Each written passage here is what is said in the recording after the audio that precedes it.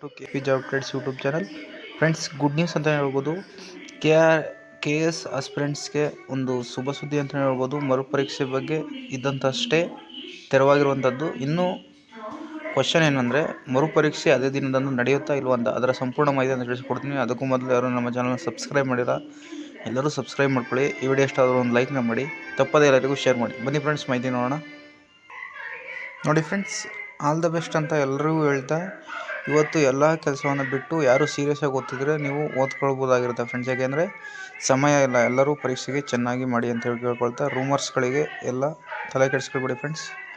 ಪ್ರಶ್ನೆ ಪತ್ರಿಕೆ ಆಲ್ರೆಡಿ ರೆಡಿಯಾಗಿದೆ. ಸ್ಟೇ ಸಲುವಾಗಿ ಆಲ್ ಟಿಕೆಟ್ ಪ್ರೋಸೆಸ್ ಒಂದೇ ಬಾಕಿ ಇತ್ತು. ಮುಂದಿನ ವಾರದಲ್ಲಿ ಅದು ಪ್ರೋಸೆಸ್ ಮುಗಿಯುತ್ತೆ. ಆಲ್ ಟಿಕೆಟ್ ಪ್ರಕಟ ಮಾಡ್ತಾರೆ ಫ್ರೆಂಡ್ಸ್. 100ಕ್ಕೆ 200%. ಡಿಸೆಂಬರ್ 29ಕ್ಕೆ ಎಕ್ಸಾಮ್ ನಡೆಯುತ್ತೆ. ಯಾವುದೇ ರೂಮರ್ಸ್ಗೆ ತಲೆ ಕೆಡಿಸ್ಕೊಳ್ಬೇಡಿ. 200% ಎಕ್ಸಾಮ್ ನಡೆಯುತ್ತೆ ಫ್ರೆಂಡ್ಸ್. ಆದ್ದರಿಂದ ಯಾರೆಲ್ಲ ಕೆ ಎಸ್ ಪರೀಕ್ಷೆಗೆ ಸೀರಿಯಸ್ ಆಗಿ ಓದ್ತಾ ಇದ್ದೀರಾ, ನಿಮ್ಮ ಪರೀಕ್ಷಾ ವೇಗವನ್ನು ಜಾಸ್ತಿ ಮಾಡಿ ಅಂತ ಹೇಳ್ತಾ ಈ ವಿಡಿಯೋನ ಇಲ್ಲಿಗೆ ಮುಗಿಸ್ತಾ ಇದ್ದೀನಿ. Thank you.